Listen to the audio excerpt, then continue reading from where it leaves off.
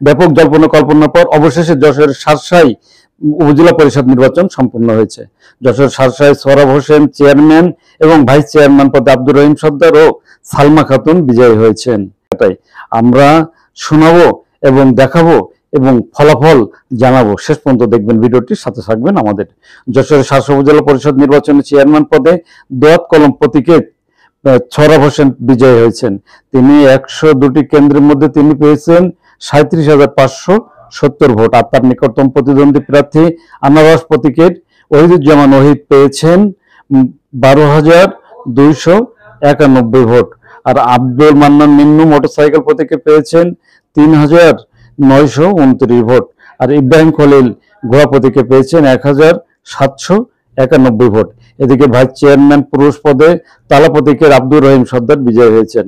তিনি পেয়েছেন 22,987 ভোট। আর তার নিকটতম প্রতিদ্বন্দ্বী প্রার্থী চশমা প্রতীকের শফিকুল ইসলাম মন্টু পেয়েছেন 14,449 ভোট।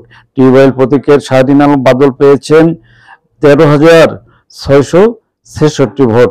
আর তরিকুল ইসলাম মিলন টিয়া প্রতীকে পেয়েছেন 4,214 ভোট। এছাড়াও ভাইস চেয়ারম্যান মহিলা পদে কলস প্রতীকের সালমা আলম বিজয়ী হয়েছেন। তিনি পেয়েছেন 42,623 ভোট, সবচেয়ে বেশি ভোট পেয়েছেন তিনি। তার নিকটতম প্রতিদ্বন্দ্বী প্রার্থী হাঁস প্রতীকে আলেয়া খাতুন পেয়েছেন 7,729 ভোট। আর নাজমিন নাহার কল্পনা পেয়েছেন ফুটবল প্রতীকে পেয়েছেন 5,161 ভোট। ষষ্ঠ উপজেলা পরিষদ নির্বাচনের দ্বিতীয় ধাপের ভোট গ্রহণ শান্তিপূর্ণভাবে সম্পন্ন হয়েছে।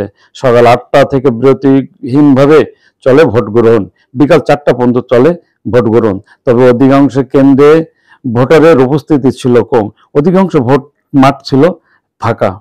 বিভিন্ন সময়ে ভোটাররা এসেছে কম, বিভিন্ন কারণ বলে জানিয়েছেন সাধারণ ভোটাররা। ভোট কেন্দ্রের উপস্থিতি অনেক কম থাকার বিভিন্ন অজুহাত বা কারণ দেখেছে স্থানীয়রা। এদিকে উপজেলার কোথাও কোনো অপ্রীতিকর ঘটনা ঘটেনি বলে জানিয়েছে প্রশাসন। তবে কয়েকটি ইভিএমের সমস্যা হয় এবং প্রিজাইডিং অফিসাররা দেরিতে আসায় ভোট গণনায় অনেকটা দেরি হয়েছে। শাসক উপজেলা সহকারী রিটার্নিং কর্মকর্তা ও নির্বাচন অফিসার বেসরকারিভাবে ফলাফল ঘোষণা করেছেন। আওয়ামী লীগ ছাড়া অন্য কোনো দল নির্বাচনে প্রতিদ্বন্দ্বিতা না করায় ভোট কেন্দ্রে ভোটার উপস্থিতি ছিল অনেকটা কম। বিচ্ছিন্ন কিছু ঘটনা ছাড়া শান্তিপূর্ণভাবে ভোট গ্রহণ শেষ হয়েছে বলে জানান বিজয়ী প্রার্থীরা। সারসা উপজেলা নির্বাচনে এবার 11টি ইউনিয়ন ও একটি পৌরসভা মিলে মোট ভোটার সংখ্যা রয়েছে 2,99,111 জন। এর মধ্যে পুরুষ ভোটার রয়েছে 1,50,199 জন। আর মহিলা ভোটার সংখ্যা রয়েছে 1,48,910 জন। 102টি কেন্দ্রের মধ্যে 814টি বুথে ভোট গ্রহণ অনুষ্ঠিত হয়। তবে এ ব্যাপারে পরাজিত প্রার্থীদের কোনো মন্তব্য পাওয়া যায়নি। প্রতিটি ভোট কেন্দ্রে মোতায়েন করা হয় অতিরিক্ত পুলিশ ও আনসার সদস্য। র্যাব, বিজিপি, পুলিশের স্ট্রাইকিং ফোর্সরাও নিরাপত্তা দায়িত্বে নিয়োজিত ছিলেন। টহল ছিল বিজিবি, র্যাব সদস্য সহ প্রশাসন অন্যান্য টিমের সদস্যদের। এখানে উপজেলা চেয়ারম্যান প্রার্থী পদে প্রতিদ্বন্দ্বী করেন 4 জন, ভাইস চেয়ারম্যান পদে প্রতিদ্বন্দ্বিতা করেন 4 জন এবং মহিলা ভাইস চেয়ারম্যান পদে প্রতিদ্বন্দ্বিতা করেছেন 3 জন। এ সকল কেন্দ্রে দায়িত্বপ্রাপ্ত প্রেসিডিং অফিসার 814 জন, প্যানেলভুক্ত 898 জন, পুলিং অফিসার 1628 জন এবং প্যানেলভুক্ত 1790 জন দায়িত্ব পালন করেছেন।